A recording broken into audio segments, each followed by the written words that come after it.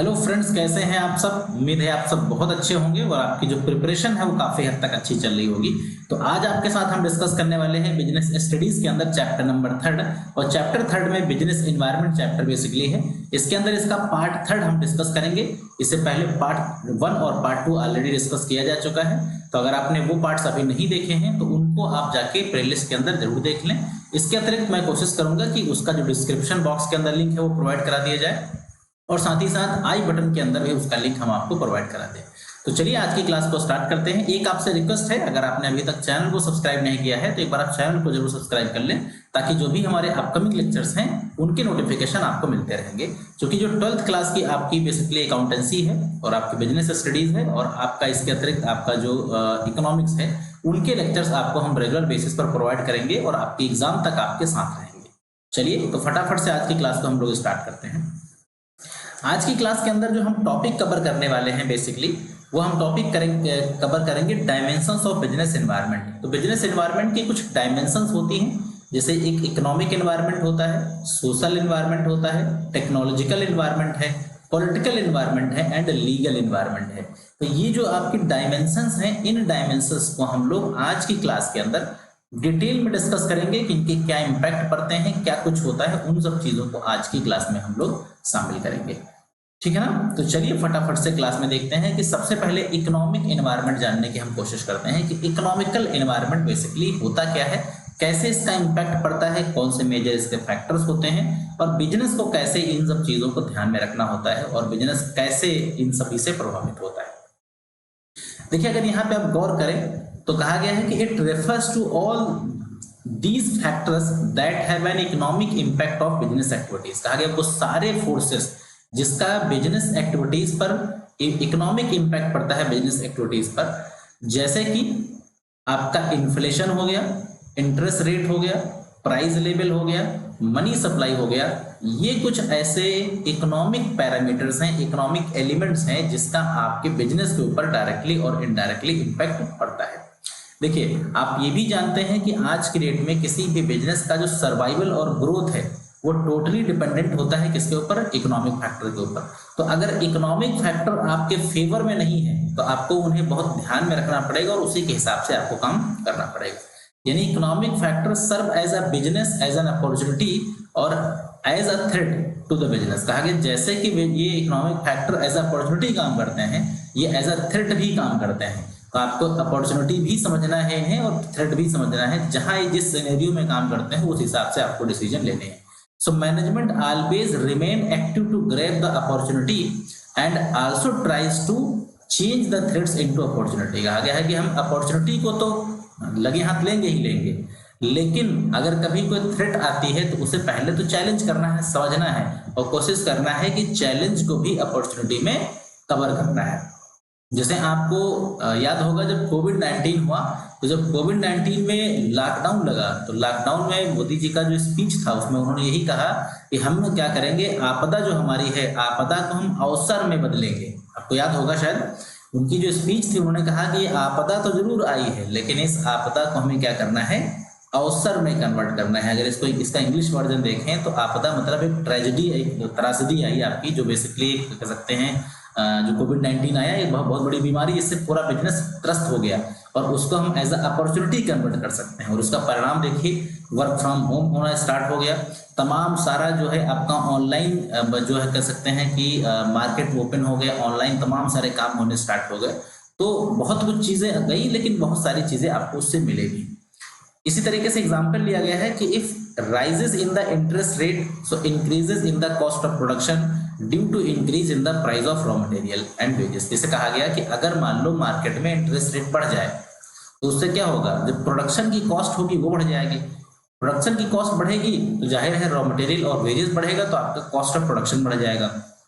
Cost of production बढ़ जाएगा तो प्रॉफिट मार्जिन कम होगा। अगर आप पुराना प्राइस रखेंगे तो आपको प्राइस भी चेंज करने की आवश्यकता पड़ेगी। तो बिजनेस जो है वो बहुत ज्यादा इंपैक्ट करता है आपके डिसीजंस को और इकोनॉमिक फैक्टर उसमें से एक बहुत ही इंपॉर्टेंट पार्ट है। नेक्स्ट अगर आप देखें सोशल एनवायरनमेंट का क्या रोल है बेसिकली, तो social environment of business involve the custom. भाई सोशल एनवायरनमेंट में क्या आता है, हमारे सोसाइटी के कस्टम्स आते हैं, कल्चर आते हैं, ट्रेडिशंस आते हैं।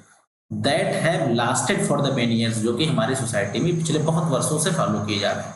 So any changes in the social environment will affect the demand for product. अगर एनवायरनमेंट में कोई चेंजेस होते हैं तो डिमांड फॉर प्रोडक्ट चेंज होगा, सप्लाई ऑफ लेबर चेंज होगा, सप्लाई ऑफ कैपिटल चेंज होगी। सो business is the part of society. Business जो कि सोसाइटी का पार्ट है, सोसाइटी में ही बिजनेस को ऑपरेट करता है। दैट मीन्स कि बिजनेस इंटरप्राइज को सोसाइटी की हर एक चीज को बहुत ही ध्यान से समझना है और उसके अकॉर्डिंग अपने बिजनेस को क्या करना है, परफॉर्म करने का काम करना है।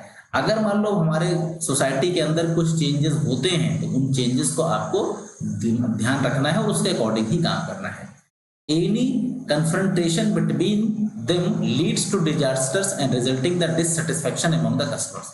कहा गया अगर कहीं कोई आप मिस्टेक कर दे तो उसका परिणाम ये होगा कि आपकी मार्केट जो होगी, आपकी मार्केट शेयर इंपैक्ट करेगी, नंबर ऑफ कस्टमर आपके क्या होंगे, आपके हाथ से चले जाएंगे और आपको समस्याएं हो जाएंगी। बात समझ पा रहे हैं आप? जैसे कि हिंदुस्तान में बहुत सारे फेस्टिवल्स होते हैं, जैसे आपका होली हो गया, दिवाली हो गया, ईद हो गया, क्रिसमस हो गया, न्यू ईयर हो गया। तो ये सारी की सारी चीजें आपके लिए एज अ बिजनेस अपॉर्चुनिटी आपको क्या करती हैं, बिजनेस अपॉर्चुनिटीज क्रिएट करती हैं। तो उसी हिसाब से आपको अपनी चीजों को अपने मार्केट में उनको अडॉप्ट करना है। अगर आप अडॉप्ट नहीं करेंगे तो फिर मार्केट से बाहर हो जाएंगे। नेक्स्ट अगर आप इसका एलिमेंट देखें वो है टेक्नोलॉजिकल एनवायरनमेंट। अब टेक्नोलॉजिकल एनवायरनमेंट कैसे रोल प्ले करता है, आप इस बात को भली भांति समझ रहे होंगे कि टेक्नोलॉजी जो है बहुत तेजी के साथ चेंज हो रही है पिछले कुछ वर्षों से। So technological environment of business refers to the broad features of the science and technology in which business enterprise operate. जैसे जिस भी फील्ड में आपका बिजनेस इंटरप्राइज चलता है उसमें जो टेक्नोलॉजी और साइंस इस्तेमाल होता है वो बहुत तेजी के साथ क्या हो रहा है, चेंज हो रहा है। बहुत सारे उसमें इनोवेशन हो रहे हैं, बहुत सारे साइंटिफिक डेवलपमेंट हो रहे हैं। तो अगर आप उन साइंटिफिक डेवलपमेंट और इनोवेशंस को अडॉप्ट नहीं कर रहे हैं तब क्या होगा, तब आप मार्केट से बाहर हो जाएंगे। जैसे ही जिस चेंजेस की आवश्यकता पड़ेगी उसे आपको क्या करना है, ध्यान में रखना है। जैसे सीआरटी मॉनिटर को एलईडी ने रिप्लेस कर दिया, अब आपको सीआरटी मॉनिटर देखने को नहीं मिलेंगे। पहले जो टीवी चलती थी उसको आजकल एलसीडी और एलईडी ने क्या किया, हटा दिया। पुराने जो ट्रेडिशनल वॉचेस चलती थी उन सबको किसने रिप्लेस कर दिया, मोबाइल फोन ने रिप्लेस कर दिया। तो आपको एनवायरनमेंट को समझना है और अपने आप को उसके अकॉर्डिंग बदलना है। क्योंकि आप ये बात को समझिए कि अगर आज भी आप पीसीओ खोलें और बहुत ही लग्जरी पीसीओ खोल दें, इतना गजब का पीसीओ है कि उसमें बिल्कुल सोफे लगे हैं, लेट के बंदा बात करे, मतलब पूरा उसके अंदर जलवा है, आराम से आप लेटिए और लेट के फोन से बात करिए और बिल्कुल पूरा चौराहे पे है, मान लीजिए उसमें एसी वेसी सब कुछ लगा है। सोचिए कि कोई कस्टमर जो है पीसीओ पर फोन से बात करने के लिए आएगा? नहीं आएगा। क्यों नहीं आएगा? क्योंकि इन्वायरमेंट नहीं है, उसका इन्वायरमेंट बदल गया।